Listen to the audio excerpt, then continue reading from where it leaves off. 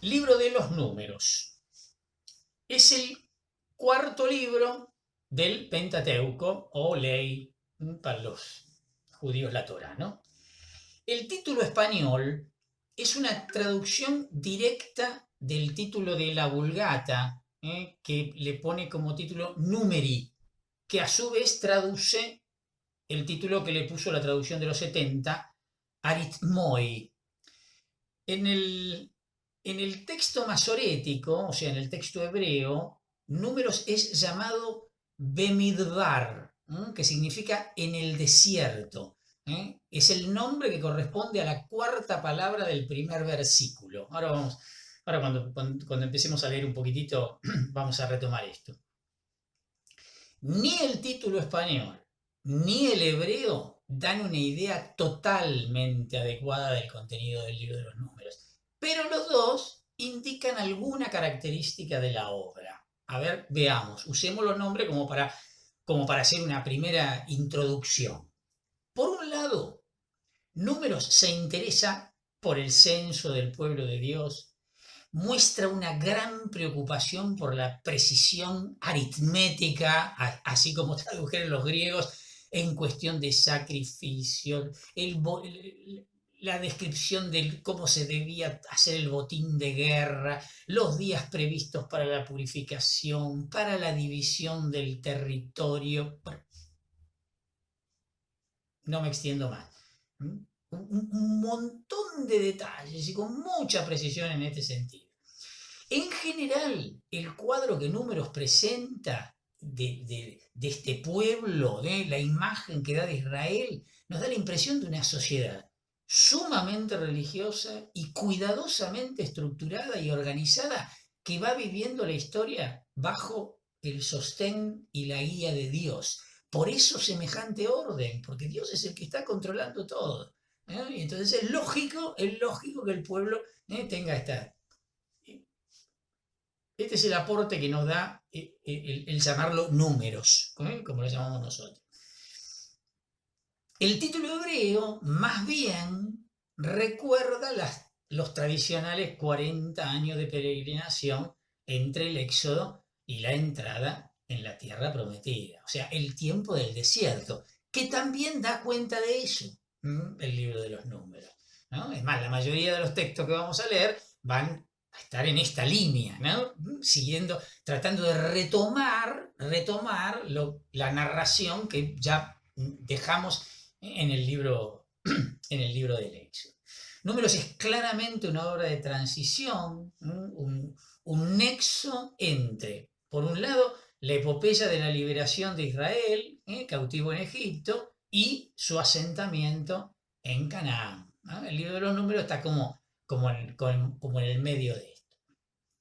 El Pentateuco en general, ¿no? Como venimos viendo, es una obra con una gran unidad, dominada permanentemente por el tema de la promesa y el cumplimiento. Bueno, Números está inserto en esta estructura general y no se lo puede entender ni interpretar al margen de lo que lo rodea.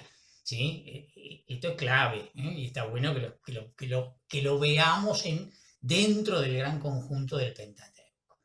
Al igual que los otros libros del Pentateuco, relacionados por las tradiciones judía y cristianas con la figura de Moisés, bueno, todo el Pentateuco está relacionado con la figura de Moisés, Números es una compilación en realidad de varias fuentes procedentes de distintos momentos de la historia de Israel. Lo que vamos diciendo de cada uno de los libros, bueno, obviamente se repite acá también. Incluso hay algunos que dicen que es equívoco y anacrónico dar a Números el nombre de libro, según lo entendemos hoy el término. Deberíamos hablar más bien de una colección de tradiciones históricas, legales, litúrgicas, que abarcan un periodo de unos 1000 años aproximadamente. Sí, una locura para hablar de una obra, ¿no? Pero sí, sí, acá hay manos que fueron interviniendo a lo largo de muchísimo tiempo. En la redacción de números, a diferencia de lo que acabamos de decir con el libro del Levítico, encontramos un predominio de las tradiciones yavista, eloísta y, bueno, sí, obviamente también sacerdotal, pero como una más, ¿no? Las tradiciones yavista y eloísta muchas veces es difícil distinguirlas. Esto es porque probablemente fueron fusionadas poco después de la destrucción de Samaria en el 721. ¿No? ¿Se acuerdan cuando que esto ya lo mencionamos algunas veces porque era necesario para entender el contexto, ¿no? Cuando Asiria invade el reino del norte, destruye el reino del norte para siempre, ¿no? Entonces, todas las tradiciones del reino del norte, la tradición eloísta es la típica tradición del reino del norte, si se fijan en la línea de tiempo, miren dónde está la que está ahí justamente en la época de la monarquía en el reino del norte, todas esas tradiciones se terminaron conservando en el sur o se terminaron plasmando. Entonces, hay una hipótesis bastante firme, o mejor dicho, bastante seguida, de que la tradición eloísta y la tradición yavista tuvieron una primer fusión antes de la fusión total que se hizo para dar la fisonomía completa que tiene el Pentateuco. A ver, lo digo de otra manera para que quede claro. Nosotros siempre hablamos de 4 tradiciones que se fueron dando en distintos momentos de la historia que terminaron confluyendo en una redacción final que seguramente hicieron los sacerdotes, o sea, que tuvo como representante la tradición sacerdotal. Ahora, lo que estamos queriendo decir es que a lo mejor la tradición sacerdotal no recibió por separado la fuente yavista y la fuente eloísta, sino que ya la tradición sacerdotal recibió a la tradición yavista y la tradición eloísta ya fusionadas, como si fuera una fuente. ¿Sí? Entonces habrá tenido como material, estoy imaginando, habrá tenido como material la tradición sacerdotal allá en el destierro y a la vuelta del destierro en Babilonia, una tradición yavista eloísta junta y por otro lado la tradición deuteronomista. Con todo eso, la tradición sacerdotal terminó armando el Pentateuco. ¿Sí? Es lo más probable. Bueno, entonces, insisto, generalmente se admite que la tradición sacerdotal le dio al libro de los números, concretamente, además de todo el Pentateuco, pero al número de los números en particular, la forma definitiva y le imprimió entonces su peculiaridad, su estilo, su espíritu, etcétera, etcétera, ¿no? Que también lo vemos muy presente. El relato en general entonces representa el recuerdo que tenía Israel de su pasado, el conjunto de tradiciones de la comunidad que había vivido aquellos acontecimientos tan claves para la interpretación de su historia. Acá están como las claves de lo que los judíos tomaron como referencia para escribir su propia historia. Digamos una palabra del valor histórico del libro de los números. A ver, al estudiarlo tenemos que evitar 2 extremos, ¿sí? En primer lugar, esta compilación de tradiciones antiguas no pretende darnos una relación minuciosa y literal de los hechos tal como sucedieron. No podemos ir a buscar esto. Definitivamente no fue escrita de acuerdo con los criterios de la moderna investigación histórica, ¿no? Y nosotros cuando hablamos de historia hablamos de lo que entendemos por historia. Bueno, de lo que nosotros entendemos por historia, no, olvídense. No podemos ir a buscar eso porque él o los autores no quisieron darnos eso. Lo que les interesaba a los autores era el significado de la historia, ¿sí? El reconocimiento y el despliegue de la intervención de Dios para liberar y conducir a su pueblo. Esta es la intención, claramente. Para los israelitas, la historia era importante porque Dios había actuado en ella. Actuaba, de hecho, aquí y ahora, cuando digo aquí y ahora estoy hablando en la época del autor, y actuaría de nuevo definitivamente en un tiempo solo conocido por él. Toda la esperanza mesiánica representa esto, ¿no? Esto por un lado, entonces, no podemos caer en este extremo de leerlo como si estuviéramos leyendo un libro de historia. Pero por otra parte, el otro extremo, no era que los israelitas consideraban los acontecimientos históricos como insignificantes, como que no tienen importancia, y solo importara el mensaje de Dios. No, el elemento teológico no anula la base del acontecimiento histórico que subyace a todas las tradiciones bíblicas. Esto que estoy diciendo para el libro de Números vale para otro montón de textos del Antiguo Testamento, ¿no? Hay un sustrato histórico básico, y sí, sin ningún lugar a dudas. Ellos entendieron que Dios había salvado al ser humano penetrando en la historia. Y bueno, y ahí entramos nosotros, ¿no? Tanto los israelitas como los cristianos entramos en contacto con Dios en esas coordenadas de espacio y tiempo, ¿no? Miren nosotros hasta dónde vamos a llegar, hasta el misterio de la encarnación, donde Dios se mete en la historia tomando la condición humana, ¿no?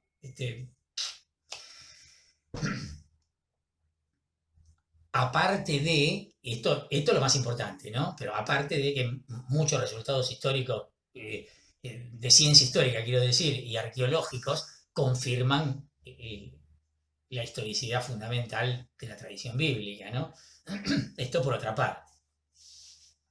Pero vamos a lo más importante, el valor religioso que tiene. Como dijimos recién, Números se preocupa principalmente del significado teológico de los acontecimientos, ¿no? Este es el centro.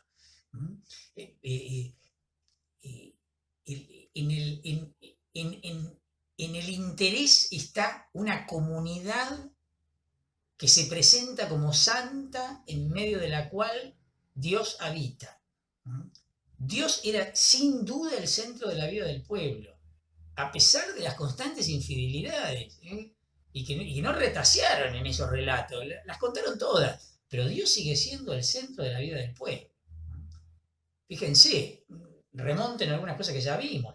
En el desierto fue erigido su santuario, y de ese modo el campamento fue santificado por la presencia divina, ¿no? Lo que decíamos recién del libro del Levítico, el libro del Levítico da cuenta de eso también.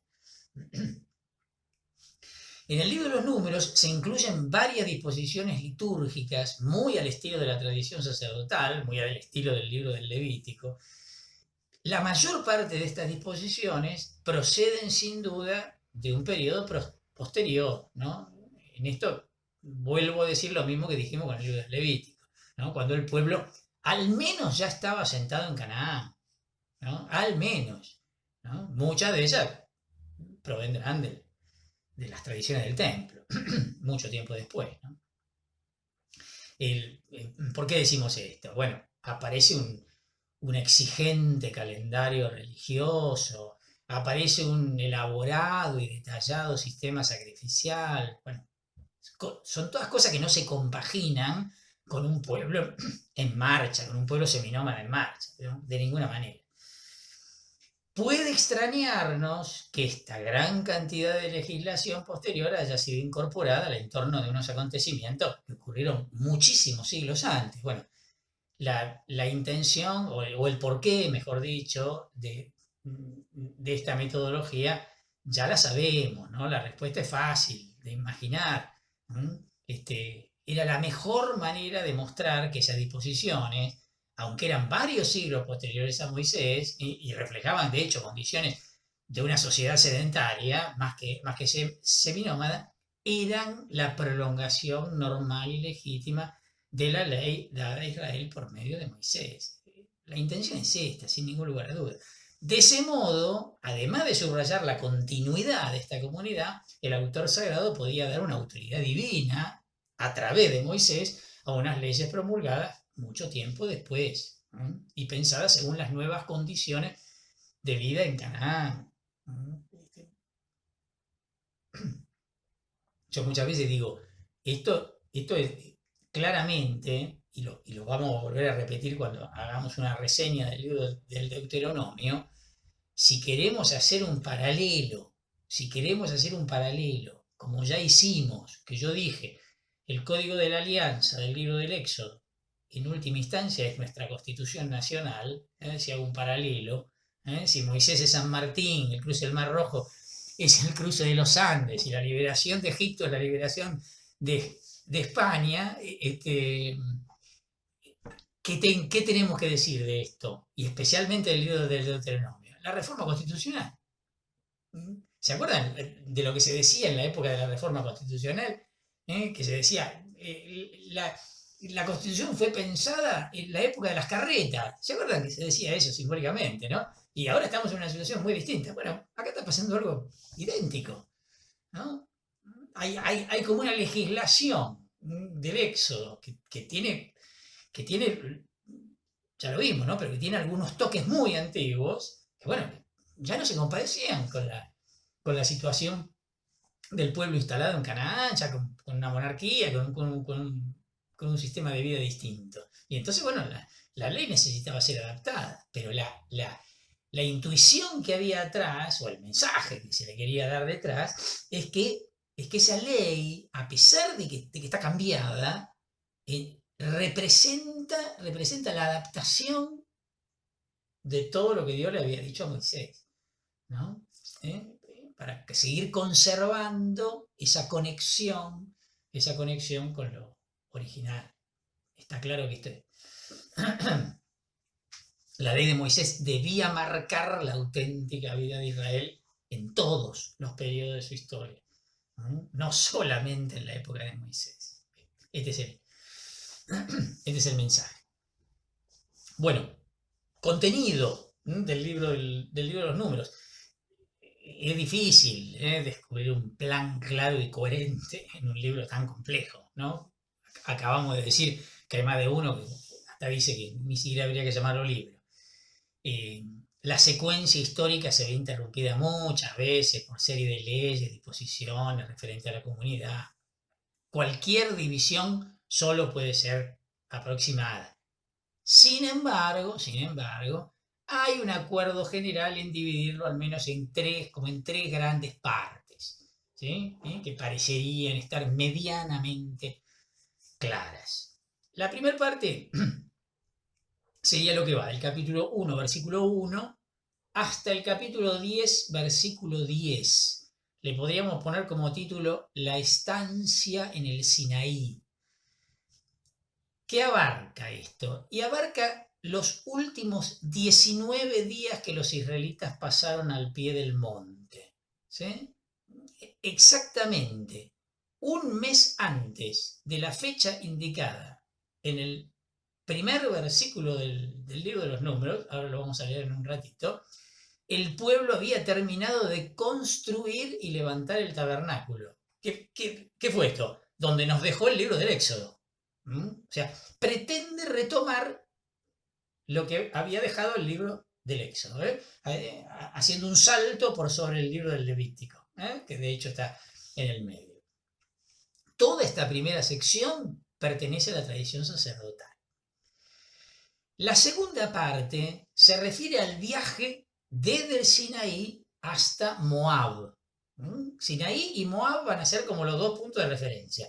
Arrancan el libro de los Números en el Sinaí y termina en Moab, en la región de Moab. Bueno, esta segunda sección es lo que va del capítulo 10, versículo 11, hasta el capítulo 22, versículo 1.